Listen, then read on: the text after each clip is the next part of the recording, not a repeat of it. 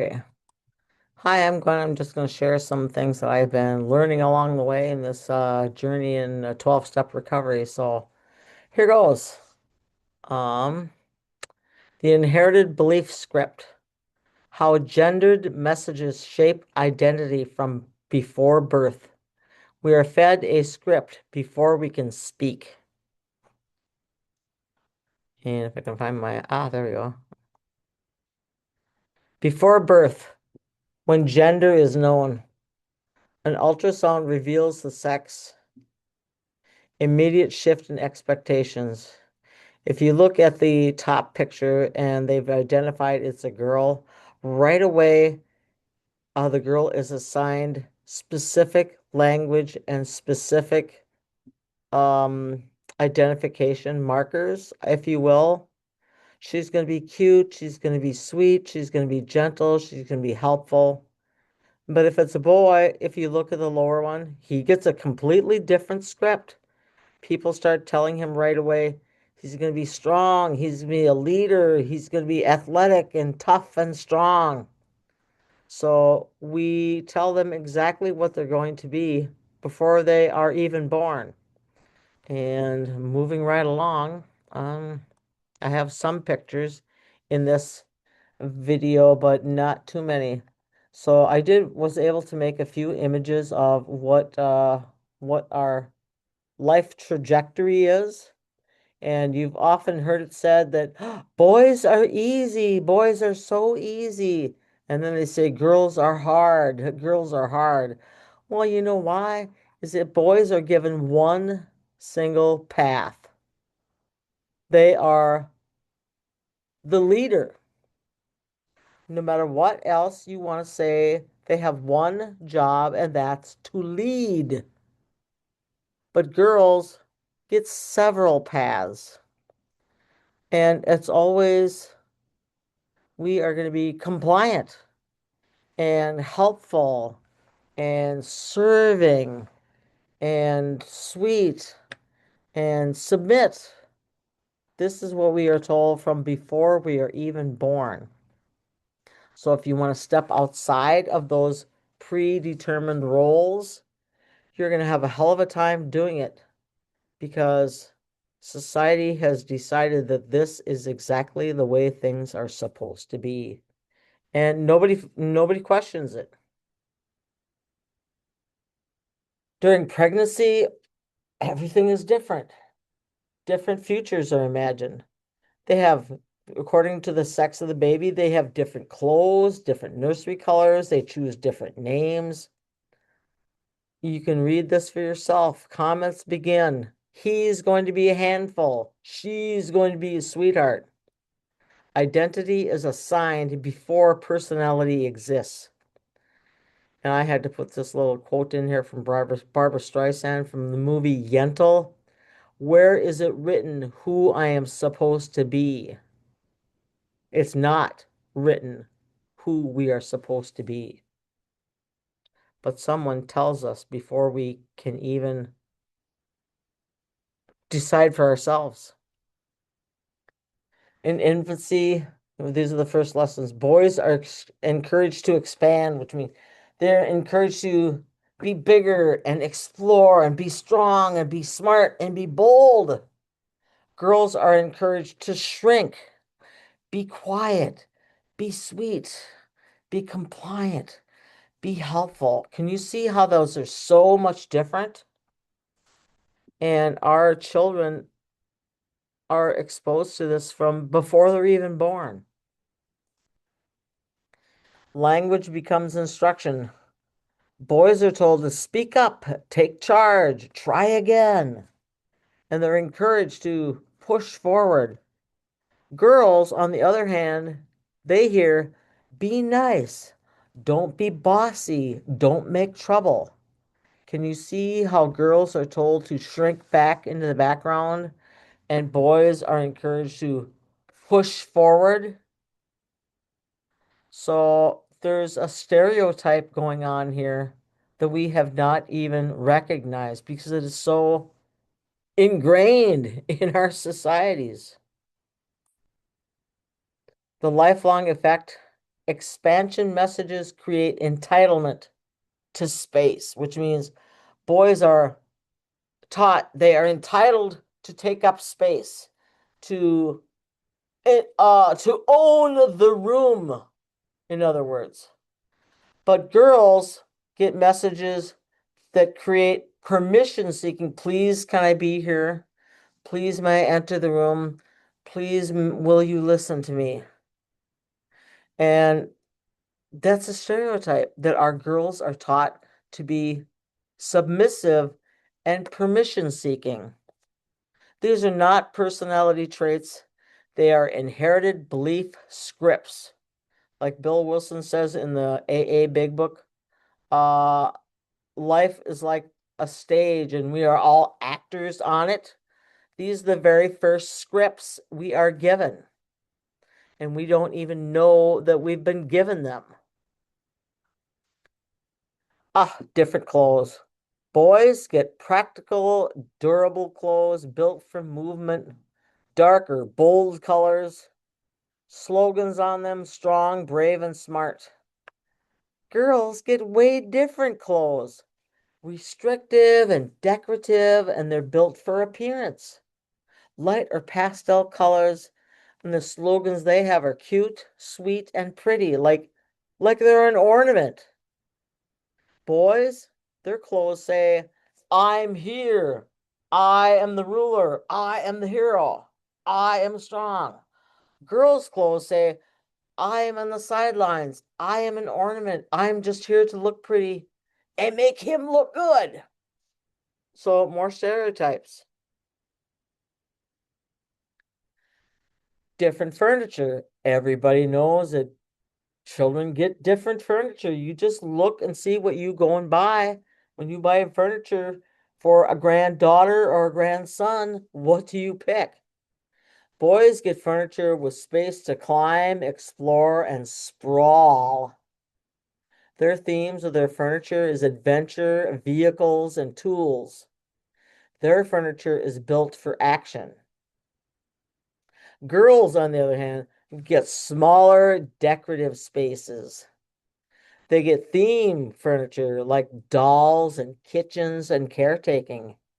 We are taught that we will be a cook, we will be a caregiver, we will be taking care of babies, we will be caretaking. We are told from the time we are born that we are the caregivers and that the boys are the explorers.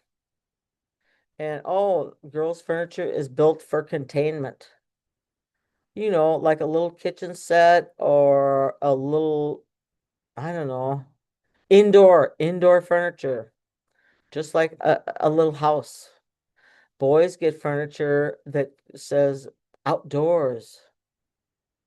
Moving on from different furniture. Let's see here. They get different toys, of course. Boys get construction, competition, and problem-solving toys.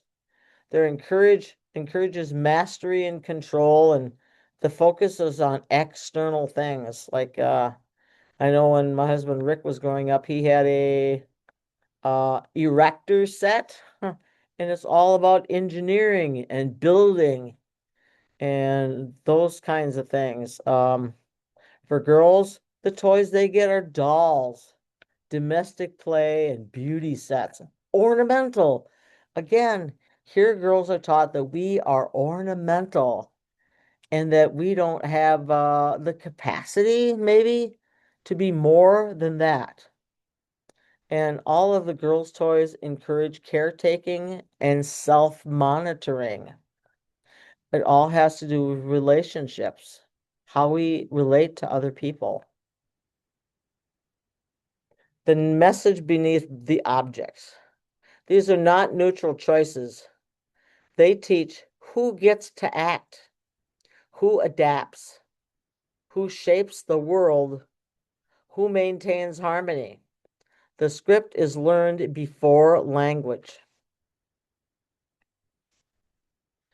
We are sent on different courses of study.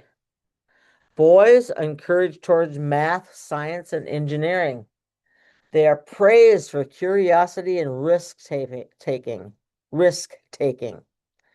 And when they make mistakes, it's framed as learning. Girls, on the other hand, are steered toward language, arts, and helping roles. Like in the early, I don't know, 1800s or whatever, they were indoor, like an indoor cat.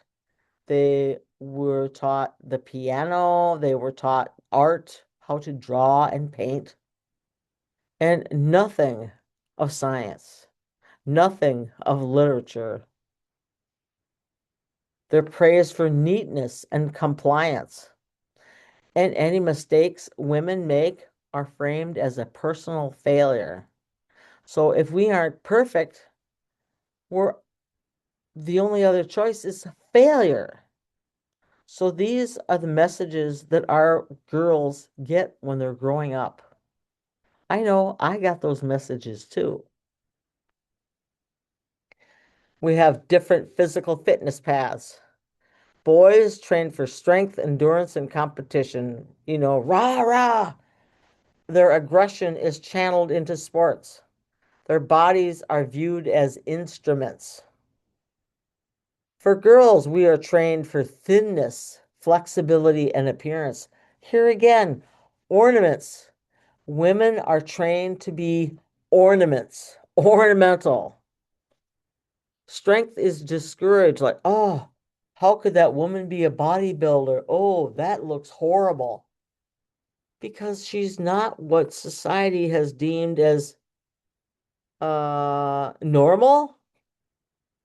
But who is the judge of what normal is? So strength is discouraged in women, and our bodies are viewed as objects, not as instruments like boys. We have different social paths. Boys, they gain status through dominance or achievement. Their social conflict is tolerated or even admired. Independence is rewarded. Can you imagine a girl having those things? For girls, status is only comes through likability and harmony. Do we get along with people? Are we easy? Do we fit into any situation? Do we not stand out in a crowd? When we cause or a part of conflict, we are punished or shamed for it because we are taught to stay pretty, stay in the background, and don't rock the boat. Well, how come boys aren't taught to not rock the boat? What's up with that crap? So self-silencing is rewarded. If we are quiet and don't stir up trouble, we get rewarded for being compliant. Kind of like the Borg, huh? If everyone complies, there is no ripples and no problems. So that's what we're taught to do is to smooth problems over so that everything stays calm. And this is the result. By adulthood, boys expect access. They expect to do whatever they want, go wherever they want, be able to do anything they want. Girls expect to need permission to do anything. And this is not biology. It is the long-term result of an inherited belief script. Different educational paths. This is like college age. For boys, they're encouraged toward authority-bearing fields. Their leadership tracks are normalized. Advanced study framed as investment. For girls, we are tracked towards supportive or safe fields. Leadership is framed as optional or risky. Advanced study is framed as selfish or impractical. Like who was the first woman doctor? I couldn't name her, but I know that Florence Nightingale had been raised, her father never had any sons, so he treated her as he would have treated a son. Otherwise, Florence Nightingale would never have attained the the notice that she did for all the ideas that she came up with in nursing and the medical field. If she had had brothers, her knowledge would have been lost, and we would never have gained the knowledge that she was born with. Yeah, so girls are tracked away from authority. We have different partnership paths. Boys expected to prioritize ambition and self-actualization. Ambition. He's going to really go places. He's going to make a name for himself. He's going to be a big success. That kind of reminds me of Bill Wilson when he was talking about, oh, the drive for power was on again. The ego is built up so greatly that there's no choice in the matter. Boys are trained that this is what you must do. It doesn't matter if a boy doesn't want to go that way. He is trained that that's where he is supposed to go, whether he wants to or not. Partnership adapts around his path. Success increases desirability. So if he's a doctor, ooh, the girls really are taught to try to snag him. Go get that guy. He's a success. He'll take care of you. So the old hero worship is definitely in play there. Well, not only that, partnership adapts around his path. When he gets married, he doesn't take her name. She takes his name and becomes invisible. For girls, they are expected to adapt to a partner's trajectory. They put their uh learning paths or occupations, they set them aside indefinitely in favor of following the man's path. I was just looking at some things. So actually, my own grandmother, she was a teacher for 2 years, but as soon as she got married, she could no longer teach. And that's the way it was in the 1925, 30s, is that if you were married, you were not eligible to be a school teacher because you were expected to, your husband was your full-time job, and that was it. Career and identity are negotiable. The man's is never negotiable, but the woman's is always negotiable. Success is framed as threatening or secondary. So if a woman is successful, well, she's compared to women who are married to a man who's successful. Like they treat a successful woman as what's the word I want? Uh I don't know what the word is. Abhorrent, abhorrent, a fluke, not natural. Yeah, like that. We have different spiritual and religious paths. Boys and men have direct access to spiritual authority. Boys and men are permitted to teach, lead, and interpret. Boys and men, God is imagined in their likeness.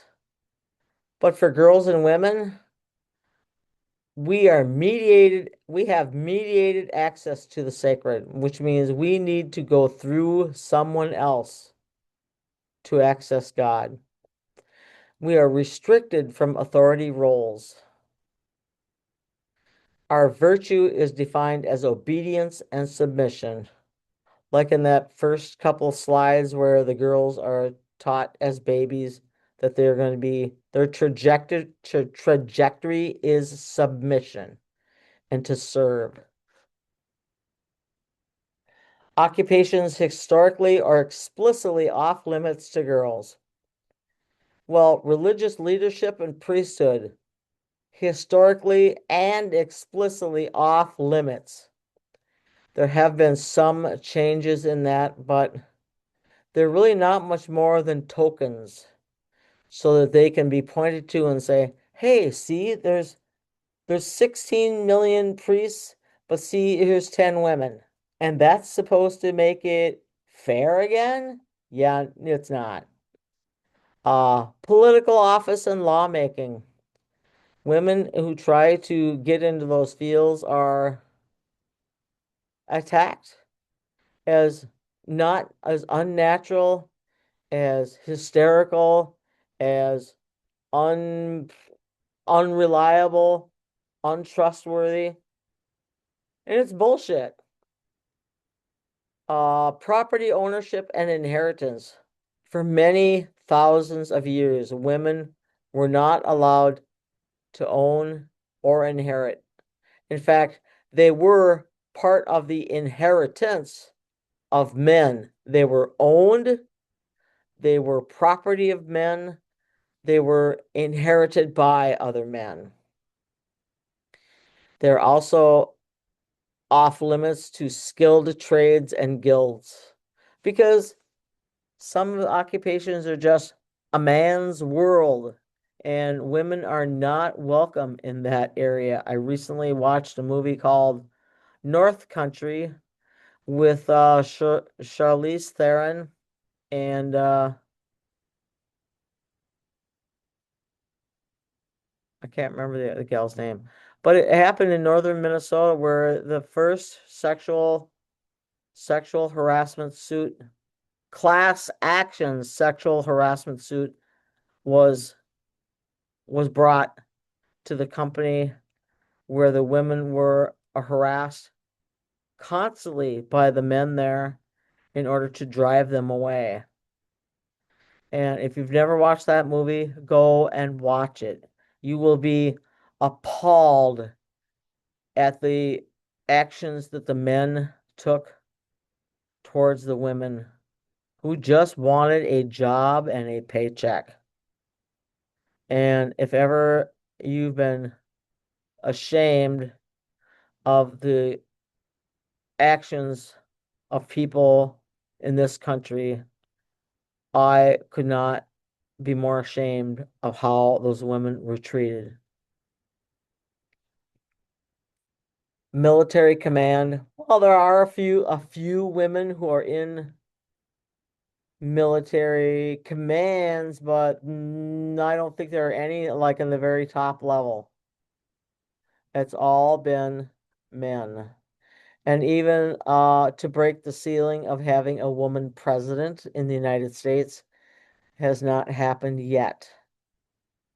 Scientific institutions and academies. Well, one thing I can think of, like right offhand, is that I don't remember her name, but I don't know if it was in the 1700s. This nurse, I think, was trying to tell these other doctors that if they washed their hands before they operated on people, it would lessen the mortality rate. And the doctors of the time were insulted that a woman would come and critique their occupations and their knowledge. It was probably even 100 years later where they finally were open-minded enough to say, well, let's try that. And they were, I mean, the woman who, I can't remember her name because the credit should be hers, but no men would listen to her. And even when they did finally say, let's do this, it was men who took credit for it. So a lot of inventions that happen have been through women, but men took the credit and the women were left uh with no credit at all. Um, Exclusion was enforced by law, religion, and custom in many of these. The through line here is that every restriction taught the same lesson. Boys are agents of destiny. Girls are managers of circumstance. This script is learned long before consent is possible. Different protections are built into the system.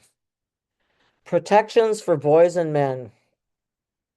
There's a presumption of competence and innocence. There are mentorship pipelines and old boy networks. There are legal, religious, and institutional authority. Failure is reframed as growth or leadership seasoning. The protections for girls and women, this is what we get.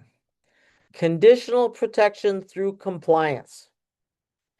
Reputation monitoring replaces real safety. Responsibility for managing harm placed on them. Failure is framed as character flaw. Can you see that? For boys and men, failure is framed as growth and leadership seasoning. For women, failure is framed as character flaw. What does that mean? Think about it. Safety versus control. For boys, systems are designed to absorb risk. For girls, systems are designed to prevent disruption. Protection for boys expands possibility. Protection for girls restricts movement. I can remember growing up that my brother, maybe he was 14 or something, he was allowed to mow the lawn with the riding lawnmower, and boy, did I ever want to do that. But I was never allowed to get on the lawnmower. Um, Another thing is that my grandmother wanted me in helping her with the dishes and drying the dishes and doing the dishes. And I did not want to be a house cat. I was a tomboy. I wanted to be out in the barn helping to feed the cows and spreading lime on the floors in the barn. Um, but I can remember my uncle coming down on me, telling me how I had to uh not be that way and that I should listen to my grandmother and that she was a great lady and I should be honored that she is spending time with me. So, and then they framed it as, well, we need to protect you from getting hurt around the cows. So that just really sent a different message to me. Like, well, why is he getting different treatment and I'm stuck over here? Not to say I didn't love my grandmother, but I was steered into homemaking activities when I did not want to do those things. I wanted to be outside. The hidden contract. There's an unspoken rule. Boys are protected so they can act freely.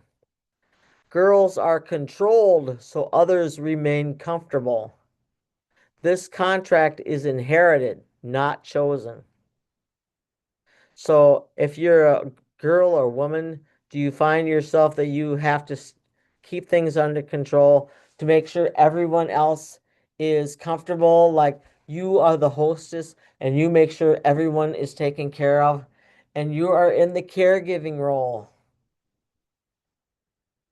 But you can't act freely. You are sentenced to this role from the day you're born and you don't even know it.